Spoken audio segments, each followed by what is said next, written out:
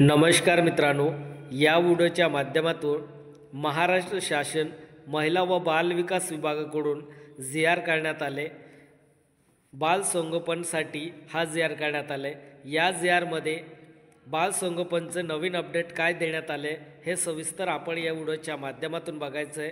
तत्पूर्वी चॅनलला सबस्क्राईब केलं असेल तर सबस्क्राईब करून घ्या, असेच नवनवीन व्हिडिओचे अपडेट तुमच्यापर्यंत पोहोचत राहील। व्हिडिओला स्किप करू नका, व्हिडिओ पूर्ण पहा, तेव्हाच तुम्हाला बाल संगोपनचे नवीन अपडेट काय देण्यात आले या जी.आर.मध्ये ते आपल्याला डिटेलमध्ये समजेल। बघा, महाराष्ट्र शासन महिला व बाल विकास विभाग दिनांक 8 जानेवारी 2025ला हा जी.आर. करण्यात आले। या जी.आर.मध्ये बाल संगोपनचे अपडेट देण्यात आले। सुरुवातीमध्ये आपल्याला प्रस्तावना बघायचं आहे, नंतर आपला शासन निर्णय काय आहेत हेही सविस्तर बघायचं आहे। चॅनलवरती नवीन आला असेल तर चॅनलला सबस्क्राईब करून घ्या। कुठल्याही भरतीचे अपडेट हवे असेल किंवा त्याचं ऑनलाईन ॲप्लिकेशन कसं फिलअप करायचं तेही मी या चॅनलवरती अपलोड करत असतो व्हिडिओ, तर तुम्ही चॅनलला सबस्क्राईब करून घ्या। आणि अंगणवाडीबद्दल किंवा महिला बाल विकास विभागाबद्दल नवनवीन अपडेट आले की लगेच मी या चॅनलवरती अपलोड करत असतो।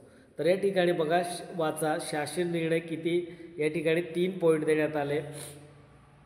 शासन निर्णय 1, शासन निर्णय 2 आणि शासन निर्णय 3। सुरुवातीमध्ये आपल्याला प्रस्तावना बघायचे, तर बघा प्रस्तावना आहे, बाल न्याय मुलांची काळजी व संरक्षण अधिनियम 2015 सुधारित अधिनियम 2021 कलम 214 व महाराष्ट्र राज्याचे बाल न्याय मुलांची काळजी व संरक्षण नियम 2018 नुसार अनाथ, निराश्रित व निर्धारित बेघर संरक्षण व निवाऱ्याची गरज असलेले 0 ते 18 वर्ष वयोगटातील मुलींना संस्थेत दाखल करण्याऐवजी पर्यायी कुटुंब उपलब्ध करून देणे व संस्थेतील वातावरणाऐवजी कौटुंबिक वातावरण त्यांचे संगोपन व विकास घडवून आणणे या मुख्य उद्देशाने क्रांतीज्योती सावित्रीबाई फुले बाल संगोपन योजना राज्यात सन 1975 मध्ये सुरू करण्यात आली आहे। तर बाल संगोपन ही योजना कोणत्या वर्षी सुरू करण्यात आली ती राज्यात सावित्रीबाई फुले बाल संगोपन योजना ही योजना 1975 मध्ये सुरू करण्यात आली आहे।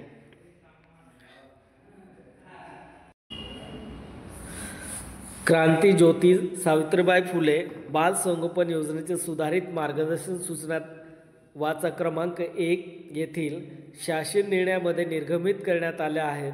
त्यानुसार वित्त विभागाने दिलेल्या सूचनेनुसार सदर योजनेचा लाभ डीबीटी प्रणालीद्वारे लाभार्थ्यांच्या खात्यावर संस्थेच्या खात्यात वितरित करण्यात येत आहे। तर बघा, जो बाल संगोपन असेल, जो लाभार्थी असेल त्या लाभार्थ्यांच्या खात्यात डायरेक्ट डीबीटी प्रणालीद्वारे लाभार्थ्यांच्या खात्यात किंवा संस्थेच्या खात्यात वितरित करण्यात येत आहे। सन 2024-25 या वित्तीय वर्षाकरिता स्वयंसेवी संस्था तसे जिल्हा स्तरावर क्रांतीज्योती सावित्रीबाई फुले बाल संगोपन योजनेचा लाभ घेणाऱ्या लाभार्थ्यांना उपयुक्त लेखाशीर्षांतर्गत अर्थसंकल्पित केलेल्या निधी आयुक्त महिला व बाल विकास विभाग पुणे यांना वितरित करण्याची बाब शासनाच्या विचाराधीन होती। आपण जसं प्रस्तावना पाहिलं तर बाल संगोपन ही योजना सावित्रीबाई फुले बाल संगोपन ही योजना 1975 साली सुरू करण्यात आली। आता ज्या लाभार्थी असेल, ज्या लाभार्थ्यांच्या खात्यामध्ये डायरेक्ट डीबीटी पोर्टलद्वारे डायरेक्ट त्यांच्या अकाउंटमध्ये लाभ दिला जातो किंवा संस्थेच्या खात्यात वितरित करण्यात येते, म्हणजे डायरेक्ट संस्थेच्या खात्यात लाभ दिला जातो। आता आपण प्रस्तावना पाहिलं, आपल्याला पुढे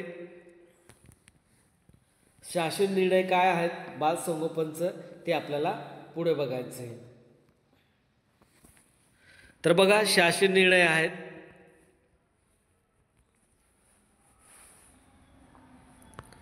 व्हिडिओला स्किप करू नका।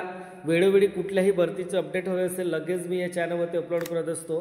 सन 2024-25 या वित्त वर्षासाठी मागणी क्रमांक 1 2235 सामाजिक व सुरक्षा कल्याण 2 समाज कल्याण 102 बाल कल्याण 15 बाल संगोपन योजना संगोपन व काळजी 15-1 बाल संगोपन योजनेसाठी स्वयंसेवी संस्थांना सहाय्यक अनुदान कार्यक्रम 31 सहाय्यक अनुदाने वेतनेतर 2235 बी 906 या लेखाशीर्षांतर्गत रकाना क्रमांक 4 नुसार 230.00 लक्ष रुपये, 20,30,00,000 फक्त इतकी निधी आयुक्त महिला व बालविकास आयुक्तालय महाराष्ट्र राज्य पुणे यांना वितरित करण्यास या शासन निर्णयाद्वारे मान्यता देण्यात येत आहे।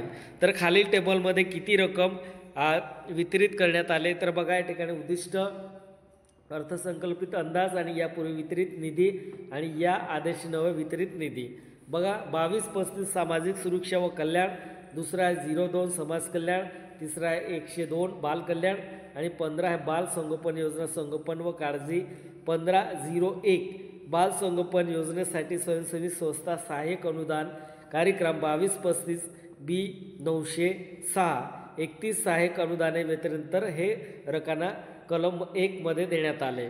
तर या ठिकाणी बघा 10,146.33 अर्थसंकल्पित अंदाज आहे आणि यापूर्वी वितरित निधी किती केले होते 40,50,000 आणि या आदेश नवे वितरित निधी किती केले जाणार आहेत 230.00 लक्ष एवढे रुपये वितरित केले जाणार आहेत। सदर निधी वितरित करताना वाचक क्रमांक 1 येथील शासन निर्णय दिनांक 30 मे 2023 मधील तरतुदीचे पालन करण्याबाबत आयुक्त महिला व बालविकास आयुक्तालय महाराष्ट्र राज्य मुंबई यांनी दक्षता घ्यावी। 3 सदर निधी अहरित करून क्रांतीज्योती सावित्रीबाई फुले बाल संगोपन योजनेअंतर्गत आयुक्तालय स्तरावर उघडण्यात आलेल्या ॲक्सिस बँकेच्या खात्यामध्ये वर्ग करण्यात यावा। तदनंतर डीबीटी प्रणालीद्वारे क्रांतीज्योती सावित्रीबाई फुले बाल संगोपन योजनेअंतर्गत राज्यातील सर्व पात्र लाभार्थ्यांच्या खात्यात सदर निधी शासन निर्णयाच्या दिनांकापासून 7 दिवसाचे वितरित करून त्याबाबतचे उपयुक्तता प्रमाणपत्र शासनात सादर करावे असे म्हटले आहे। बाल संगोपनचं जी.आर पाहिला आपण तर बघा, या ठिकाणी हा जी.आर तुम्हाला बघायचं असेल तर www.maharashtra.government.in या संकेतस्थळावर जाऊन तुम्ही हा जी.आर डाउनलोड करू शकता आणि शासन निर्णय सविस्तर बघू शकतात। हा शासन निर्णय नियोजन विभाग अनौपचारिक संदर्भ क्रमांक 388 आणि 1472 आणि दिनांक 29/11/2024 या वित्त विभागीय अनौपचारिक संदर्भ क्रमांक 350 व 6 दिनांक 27/12/2024 नवे दिलेल्या सहमतीस अनुसरून निर्गमित करण्यात येत आहे। तुम्हाला बोललो होतो कोणत्या वेबसाईटवरती तुम्ही जाऊन हा जी.आर डाउनलोड करू शकतात, www.maharashtra.government.in या संकेतस्थळावर जाऊन तुम्ही हा जी.आर डाउनलोड करू शकतात। तर बघा, डॉक्टर निलेश जय पाटील पक्ष अधिकारी महाराष्ट्र शासन यांचं हे अप्रुव्हल जी.आर आहेत। तुम्हाला कुठल्याही भरतीची माहिती हवी असेल तर कमेंट बॉक्समध्ये कळवा आणि त्या कमेंटवरती मी व्हिडिओ तयार करेल। व्हिडिओ आवडला असेल तर जास्तीत जास्त शेअर करा आणि चॅनलला सबस्क्राईब करायला विसरू नका। तर बघा, या ठिकाणी वरील टायटल तुम्हाला दिसत आहे, सन 2024-25 या चालू आर्थिक वर्षासाठी क्रांतीज्योती सावित्रीबाई फुले बाल संगोपन योजनेकरिता लेखाशीर्ष आहेत अंतर्गत निधी वितरित करण्याबाबत हा जी.आर आहे। जय हिंद, जय महाराष्ट्र।